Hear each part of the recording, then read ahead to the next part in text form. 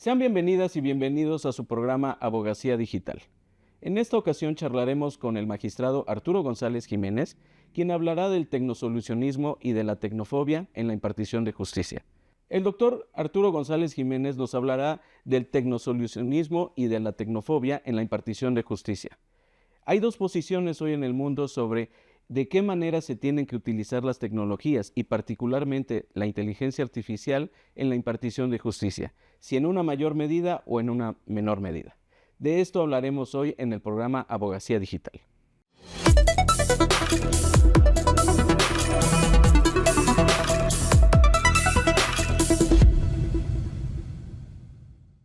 Ya estamos con el doctor Arturo González Jiménez, magistrado del Tribunal de Justicia Administrativa de la Ciudad de México, académico de nuestra Facultad de Derecho de la UNAM, pero sobre todo un gran amigo. Muchísimas gracias por estar aquí, querido Arturo.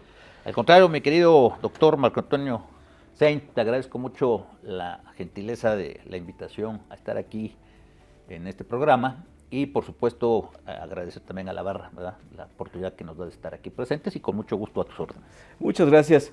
Pues mira, tú siempre te has caracterizado en la academia, en nuestra facultad, particularmente por ser una referencia en diversas materias, como son el derecho constitucional, la teoría general del Estado, el derecho administrativo, y por supuesto eres una referencia en cuanto a la impartición de justicia, en este caso de justicia administrativa.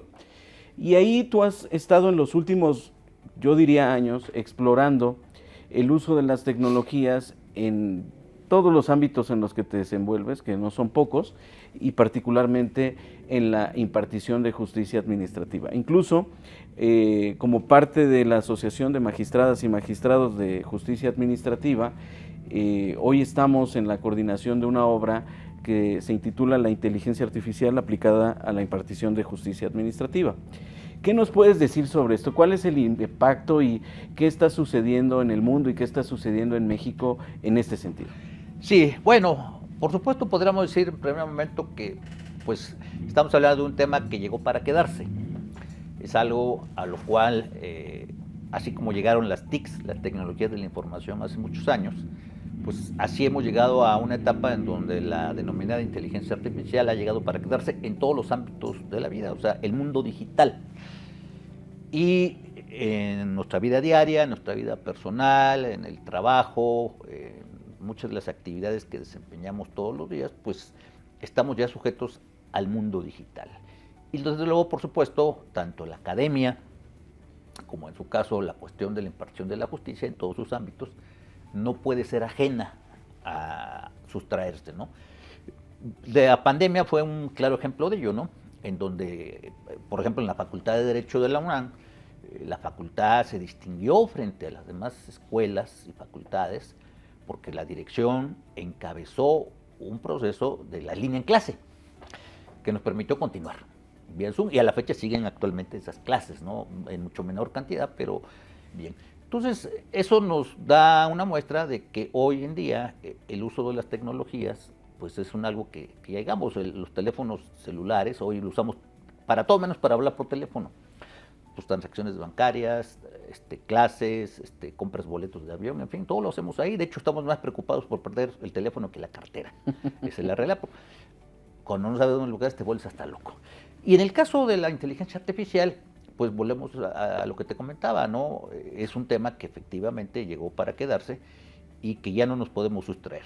Y en el caso específico del tema que mencionas, el uso aplicado a la justicia, creo que también ya los tribunales con sus respectivas, desde luego, por supuesto, acotaciones, es algo que ya está permeando.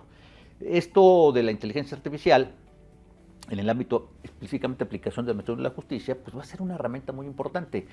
Yo recuerdo, por ahí del 2016-2017, formaba yo parte de ser miembro de la Junta de Gobierno y Administración del Tribunal de Justicia Administrativa, y comentaba en esa época con la entonces presidenta del tribunal, la magistrada Yasmín Esquivel Moza, hoy ministra de la Suprema Corte de Justicia, que posiblemente para el año 26-27 o 25, le decía yo, podríamos ya hacer todo en nuestras tabletas, que posiblemente ya, pues tenemos un sistema digital de juicio donde todo lo que se hace en físico está ahí establecido.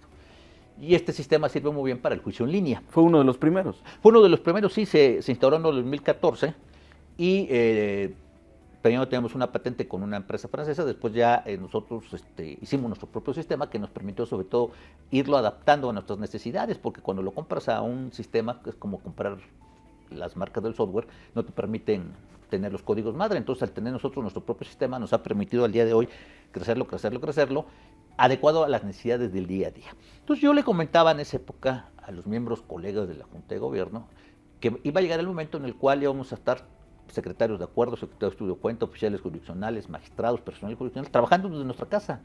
Todo, porque si teníamos ya el sistema digital, que de hecho en la pandemia se abrió y trabajamos esos 6 meses que no fuimos del tribunal en línea, nos sirvió pues para ponernos al día en todos, acuerdos, sentencias. Algún día íbamos a hacer lo mismo.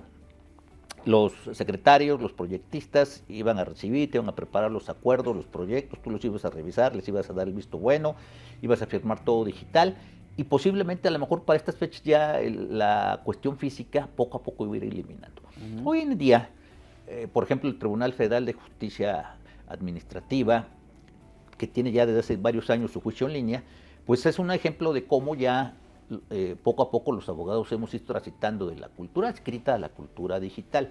Nosotros también ya tenemos nuestro juicio en línea, ya entra en enero, ya estaba desde años antes, pero por cuestiones presupuestarias y por cuestiones de aspectos técnicos no había funcionado como se debía. Pero yo ahorita tengo entendido que ya entra en enero y eso va a permitir que poco a poco vayamos nosotros transitando.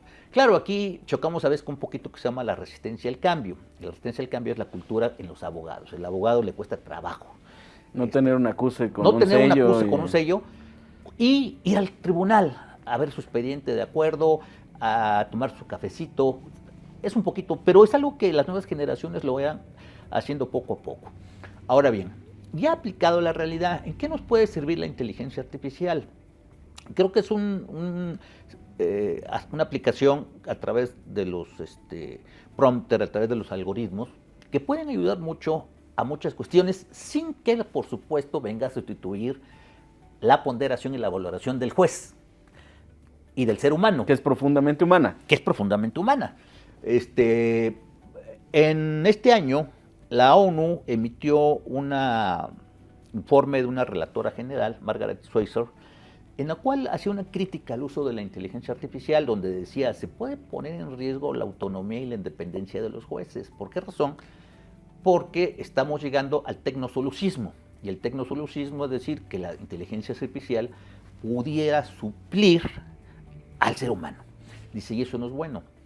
Dice, tampoco es malo que a final de cuentas la inteligencia y los mecanismos de ayuda para la impartición de la justicia se tomen en cuenta, pero no puede venir a suplir, dice, porque es un derecho fundamental de los seres humanos tener que sea un juez humano el que decida el asunto o la controversia, y por tanto, dice, los estados, la gobernanza, tienen que tener mucho cuidado en la aplicación y regulación de estos nuevos aspectos de la inteligencia artificial.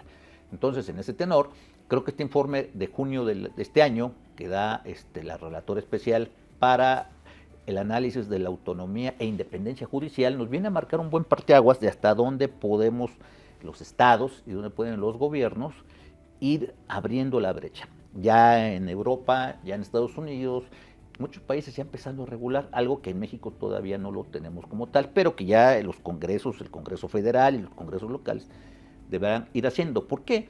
Porque creo que la inteligencia artificial, bien usada, nos puede servir para eficientar muchos de los trabajos que hacemos en los tribunales. Por ejemplo, me preguntaban a mí, ¿en qué podría aplicar, digamos, en el caso específico de los tribunales de justicia administrativa?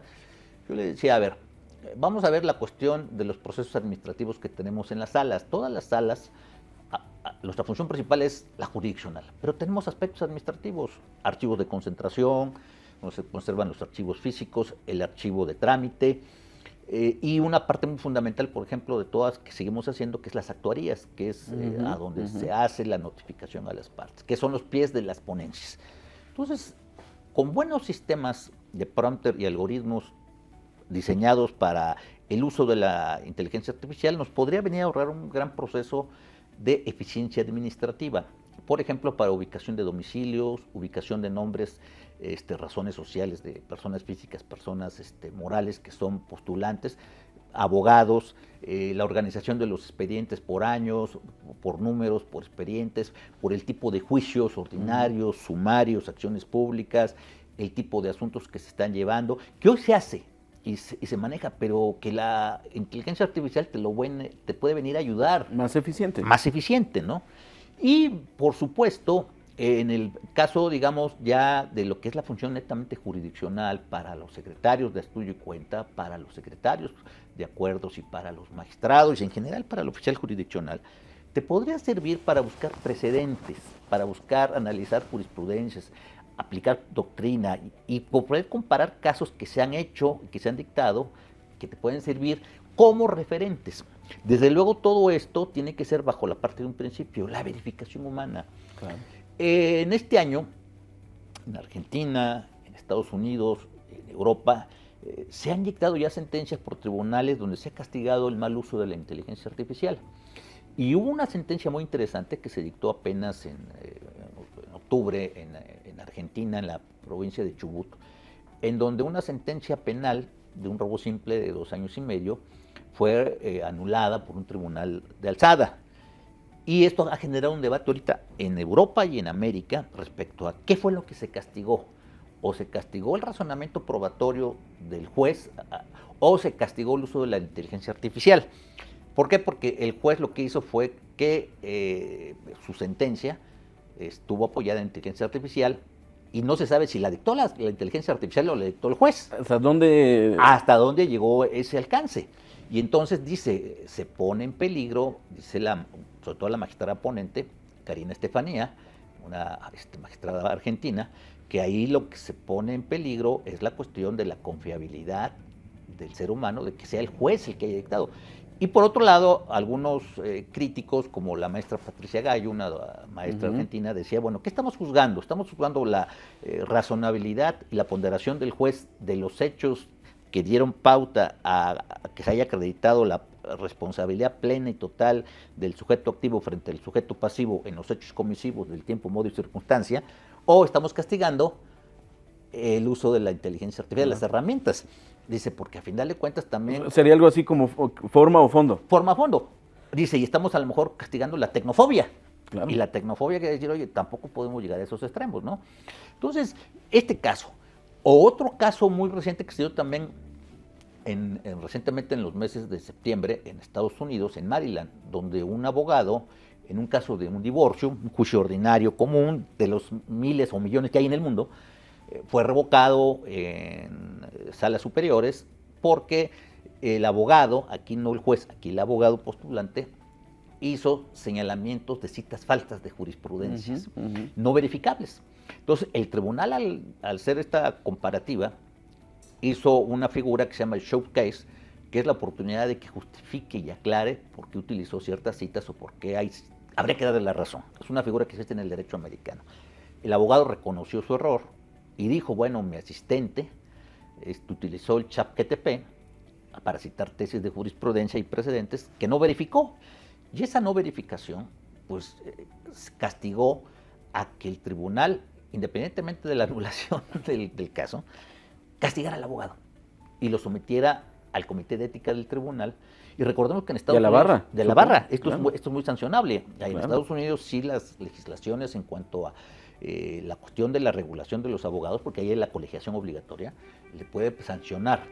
Entonces, estos casos nos vienen a dar 2 puntos. Es decir, la inteligencia artificial sí es una herramienta muy importante que hoy puede ser y debe de ser utilizada por los tribunales, pero sin que esto a final de cuentas venga a sustituir a el razonamiento humano. O sea, la máquina jamás podría suponer. ¿Por qué razón? Y me preguntaban a mí, oiga, ¿y usted, por ejemplo, lo ha aplicado? Le digo, en mis aspectos jurisdiccionales todavía no. Por ejemplo, la mayoría de aquí en México, a nivel internacional inclusive, básicamente han sido las cortes constitucionales. Por ejemplo, Argentina va muy avanzada, Colombia va muy avanzada. En México, inclusive, la relatora especial para lo que era la autonomía e independencia de los jueces de la ONU, cita inclusive el caso Sor Juana, que era de un chat voto que tiene la Suprema Corte de Justicia, o tenía, no sé, ahorita no lo he revisado, específicamente la ponencia de la exministra Margarita Ríos Fajar, en el cual, a través de esta, se podía explicar los proyectos de sentencia y se podía, sobre todo al ciudadano, porque más bien iba dirigido no a los abogados, sino a los ciudadanos, para que en un lenguaje claro pudieran entender, que eso es parte de lo que también la inteligencia artificial puede ayudar. Los tribunales seguimos siendo muy formalistas en la redacción de las sentencias o en la cuestión de los escritos. Y el abogado lo entiende, pero el ciudadano no. El actor, el demandado o la parte procesal que acude a los tribunales, pues no es lego en derecho. Y entonces la inteligencia artificial pudiera ser un mecanismo que también los tribunales puedan utilizar para, con la debida cuestión de protección de datos personales, la cuestión de la transparencia y la cuestión de la eficacia y la eficiencia en la toma de decisiones jurídicas puede ayudar. Insisto, sin caer en los dos puntos principales que planteó la relatora especial de la ONU en los tecnosolucionismos, es decir, todo lo dejamos a la inteligencia estatal, o caer en el otro extremo que decía la maestra Patricia Gallo, el miedo a la tecnofobia. Claro. Entonces, sí creo, insisto, que la inteligencia artificial puede ser un mecanismo tecnológico muy importante. Yo en lo particular, como académico, sí la utilizo. Yo utilizo ChatGPT, luego verifico por mi función académica, pues lo que tengo que hacer, ¿no? A ver las citas, compruebo y verifico, ¿no? A ver jurisprudencias aquí, jurisprudencias allá. Hace muchos años, la jurisprudencia, sobre todo para las nuevas generaciones que no lo saben, les decía yo, eran editadas en tomos. Claro. Y entonces yo me acuerdo, trabajé yo mucho tiempo en el gobierno federal y en las áreas jurídicas teníamos bibliotecas donde estaban los semanarios judiciales de la federación empastados. No era fácil tener el acceso como hoy, que entras y ahorita en 5 minutos bajas una tesis. Y podías tú consultarla, y ya la consultabas y decía, a ver, búscate una tesis o jurisprudencia que sea para el caso. Y la transcribía esa máquina, en esa época toda mecánica, ahora ya eléctrica. Hoy se puede bajar, pero esto ¿qué había generado? Que había muchos abogados que inventaban las jurisprudencias, porque no había la manera de que el juez o el secretario pudiera constatar, como hoy, si esa cita jurisprudencial de tesis o de jurisprudencia era real. Y había casos de abogados que pues hacían su jurisprudencia y la podían haber citado y a lo mejor en la demanda iba y esa era la jurisprudencia que le daba la razón al caso, pero era inventada. Hoy, lógicamente, eso ya es muy difícil porque tenemos los sistemas de búsqueda rápida. Pero la inteligencia artificial te puede ayudar mucho a buscar antecedentes y precedentes en tiempo eficiente. Claro. Por ejemplo, hoy muchas de mis presentaciones que yo hago para cuestiones académicas, proceso yo mi información. Yo soy autor de algunos libros o autores de artículos, me gusta andar escribiendo seguido sobre muchos puntos. Y cuando quiero hacer mis clases, pues ahora lo que hago es la escribo, la paso a mi inteligencia artificial y ellos me diseñan en 3 minutos mi presentación. Lo que antes me costaba 1 día o 2 días andar haciendo el PowerPoint o andar haciendo la presentación. Y la verdad digo, bueno, qué maravilla, ¿no? Inclusive le decía yo a unos chicos que prestan su servicio social en el tribunal, ahí le decían, miren, para que vean cómo se hace. Le digo, así algún día, dice, oye, ¿y así vamos a hacer las sentencias? Le digo, posiblemente, pero siempre, ojo, bajo el cuidado de que no se pierda lo que a final de cuentas es la decisión que solamente el ser humano puede hacer. La valoración y la ponderación de los hechos, las pruebas, para poder dictar una sentencia.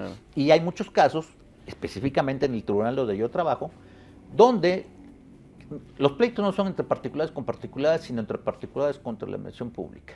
Y me ha tocado muchos casos decidir a donde entra tú personalmente la aplicación de la ponderación y valoración de los hechos jurídicos, que yo creo que la máquina difícilmente lo haría. Claro, claro. Y como una última pregunta y para cerrar nuestro programa, Arturo, has tocado 2 puntos que son muy importantes.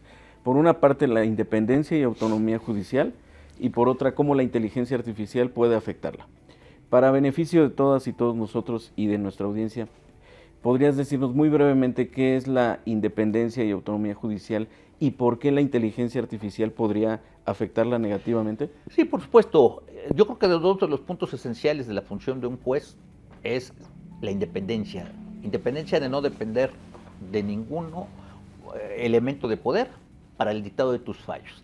Y esa independencia relacionada con la autonomía de decidir tú plenamente con sus capacidades, razonamientos probatorios, jurídicos, el caso que se someta a jurisdicción. Esos son los dos pilares de la carrera judicial. O sea, si no hay independencia y no hay autonomía, se acaba esto. Y eso es lo que decía el informe de la relatora. La inteligencia artificial pudiera poner en riesgo esa autonomía al ya no tener un juez humano, sino un juez de una máquina. Ya dependes de algo más y finalmente se convierte, pues prácticamente, ¿qué será? ¿En un factor real de poder? En un factor real de poder. Claro. Y ya podemos llegar a que ahora quien dominara sería la inteligencia artificial, ¿no? Bueno, pues te agradezco mucho, te agradecemos mucho el haber visitado tu programa Abogacía Digital, así como también agradecemos a toda nuestra audiencia que nos haya acompañado en esta emisión y la invitamos además a que nos acompañe en las siguientes. Muchísimas gracias otra vez. Al contrario, muchas gracias a ti y muchas gracias a los conductores del programa. Muchas gracias. Gracias. Que tengan muy bien. Como pudieron ver, el tecnosolucionismo y la tecnofobia son dos posiciones muy presentes hoy en la impartición de justicia y seguramente en todo lo que es la ciencia jurídica. Saber de qué manera vamos a utilizar las tecnologías, de qué manera vamos a utilizar la inteligencia artificial y cuál va a ser el impacto que pueda tener en la independencia y autonomía de las personas juzgadoras, es algunas de las preguntas que hoy han quedado resueltas. Acompáñenos y no se olviden de seguirnos en nuestras redes sociales.